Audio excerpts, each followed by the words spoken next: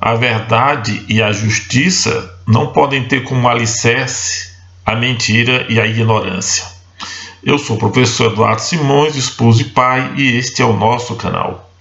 Bem, a gente volta e meia vê na internet ou no YouTube afirmações de pessoas, inclusive católicos, praticantes, de que o Papa condenou a teologia da libertação, que a Igreja condenou a teologia da libertação, e isso não é verdade.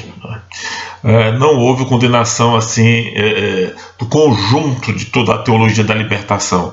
O que foi condenado na célebre querela entre os teólogos da teologia da libertação e Ratzinger, em especial Leonardo Boff aqui do Brasil, foi uma constatação de que haviam desvios na postura de alguns teólogos. Inclusive, é bom dizer aqui para que se faça uma correção, foi profundamente injusta a atitude do youtuber Bernardo Kister, quando colocou no seu Facebook uma gravura onde aparecia Gustavo Gutierrez, Lula, Frei Beto, Leonardo Boff e o Ernesto Cardenal presos a um poste onde ele, Bernardo e Olavo de Carvalho punham fogo, uma fogueira. Uma vez que a injustiça está no fato de que o padre peruano Gustavo Gutierrez, o criador da teologia da libertação, ele nunca foi censurado pela Igreja, ele nunca foi punido por nada. O Vaticano pediu algumas reformas em algumas declarações que ele fez, Gutierrez fez, e Gutierrez imediatamente emendou. E inclusive em 2013, se não me falha a memória, ele e o cardeal alemão Gerhard Ludwig Müller, que era nada mais e nada menos que o prefeito da Congregação para a Doutrina e a Fé, que era justamente o cargo que ocupava o Ratzinger, Joseph Ratzinger, na querela contra o Leonardo Boff. Então, como eu disse a vocês, já disse antes, Gutierrez e Müller escreveram um livro juntos, chamado Ao Lado do Povo, Teologia da Libertação. Então, é preciso dizer que a teologia da libertação ela tem um fundamento e uma razão.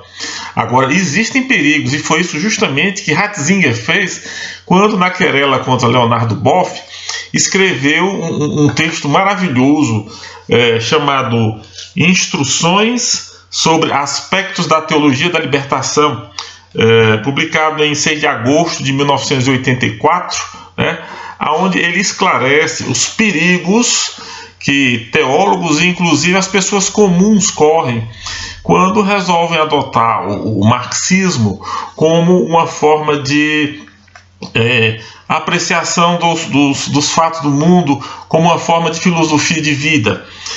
Algumas pessoas, inclusive, que não são, por exemplo, materialistas e que não defendem a violência, muitas vezes se deixam arrastar e são como que cooptadas, seduzidas pela mensagem marxista, e no caso dos teólogos principalmente, E então Ratzinger faz um texto brilhante chamando a atenção para alguns aspectos muito controvertidos do marxismo que o teólogo e a pessoa comum deve ter em mente na hora que entra em contato com essa ideologia. Olha só alguns trechos que eu peguei para trazer aqui para vocês que estão me assistindo. Diz aqui: o núcleo ideológico tomado do marxismo exerce a função de princípio determinante em virtude da qualificação de científico, que quer dizer necessariamente verdadeiro. Ou seja, o Marx e o Engels declararam que a sua fantasia ideológica era científica e, portanto, sendo científica, ela era imune a erros. o que é uma declaração, convenhamos, nada científica, né? Mas os marxistas acreditam nisso e dão a isso áreas de autoridade que só se pode dar, na verdade, a uma mensagem que seja revelada por um ser superior. Aí já estamos na esfera da religião. Mas tudo bem, como eles às vezes confundem bastante as coisas, o primeiro equívoco está aí: chamar aquela visão que Marx e Engels tiveram do mundo de científica e de tornar, por conta disso, dogmática, o que é profundamente anticientífico. Diz aqui: a análise, continua Ratzinger, não é dissociada da praxe e da concepção de história a que essa praxe está ligada. A crítica não passa de uma etapa do combate revolucionário. Logo, somente quem participa desse combate pode fazer uma análise correta. Ou seja, na doutrina marxista está tudo ligado. Então, se você aceita uma premissa do marxismo, você precisa aceitar o restante, porque a análise da sociedade, da conjuntura social, ela é fundamentalmente uma análise que parte de uma praxe revolucionária. A prática, como eles dizem, é o critério da verdade. E se você faz a análise da sociedade, você tem que fazer a partir da concepção estritamente marxista, com todos aqueles dogmas marxistas, né? Para então poder fazer uma análise correta. A consciência verdadeira, continua, é, pois, uma consciência partidária. Não existe a verdade a não ser na e pela praxe partidária. É você agindo como revolucionário marxista que você realmente mostra que você entendeu a mensagem e que você está no caminho correto. Porque a sociedade está dividida em polos contraditórios, né, em luta, e você tem que assumir o partido de um desses polos. A praxe e a verdade, continua, são partidárias, engajadas, porque a estrutura fundamental da história é a da luta de classes. Há uma necessidade objetiva de entrar na luta de classes. A verdade é sempre a verdade de classes. Então, se você está do lado da classe operária, por exemplo, você está do lado da verdade. Se você não está do lado da classe operária, não está engajado na luta da classe operária, então você está na mentira. Simples assim. Quer dizer, isso aqui não tem nada de científico, né?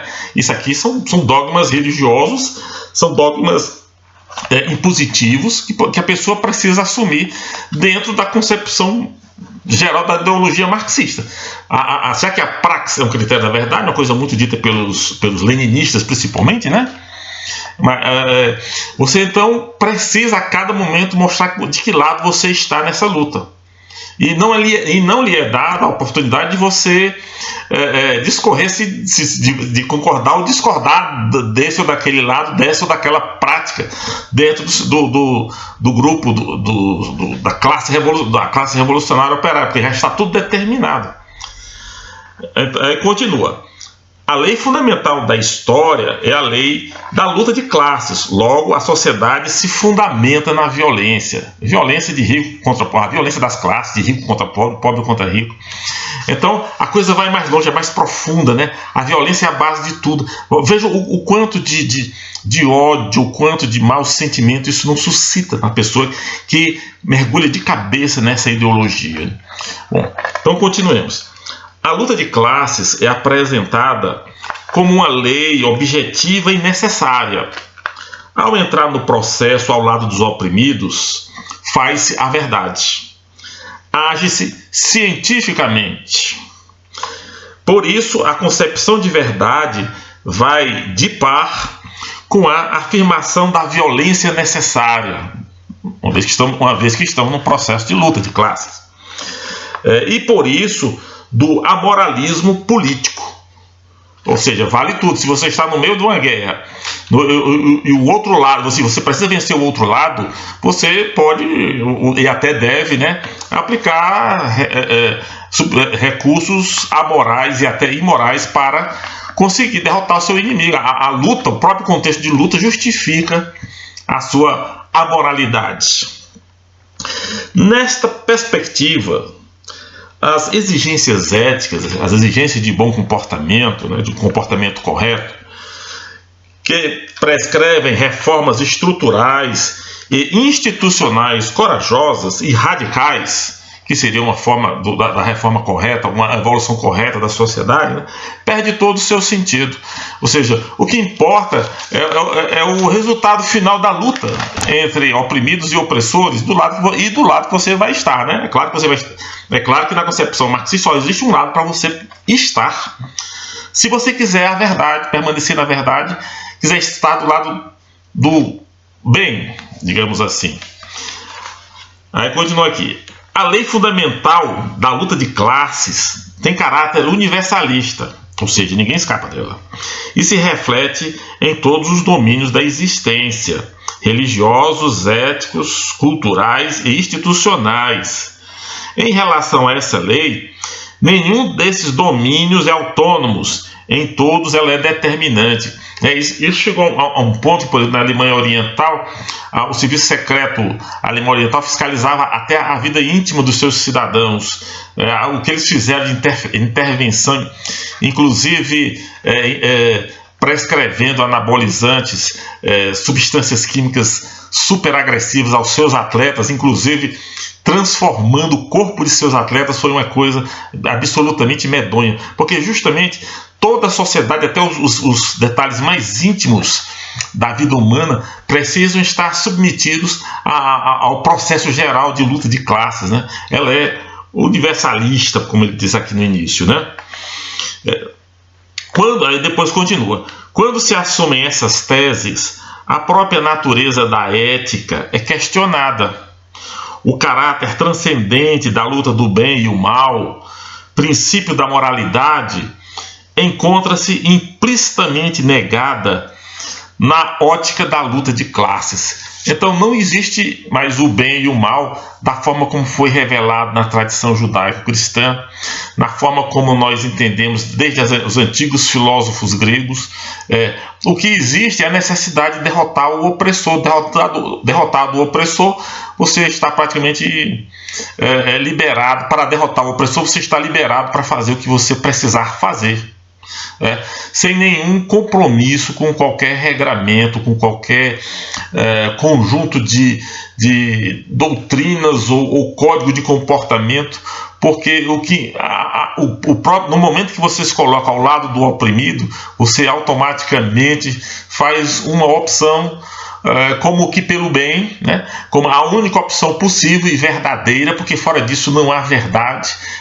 Então é um sistema, como vocês podem ver, absolutamente dogmático, que o teólogo e o cristão comum, né, não estão proibidos de conhecer, inclusive de pegar algumas partes e usar na sua análise, mas é preciso que o faça com bastante critério, que não se deixe envolver, né, para não acabar como esses personagens patéticos, né, da igreja latino-americana moderna, como é o caso de Leonardo Boff, o caso de Frei Beto, Ernesto Cardenal, coitado, esses tipos assim, né, e a gente possa, mesmo no meio de toda essa derrocada que é o marxismo, a gente possa aprender coisas novas, criar coisas boas, principalmente estudando e adotando o seu inverso. Muito obrigado.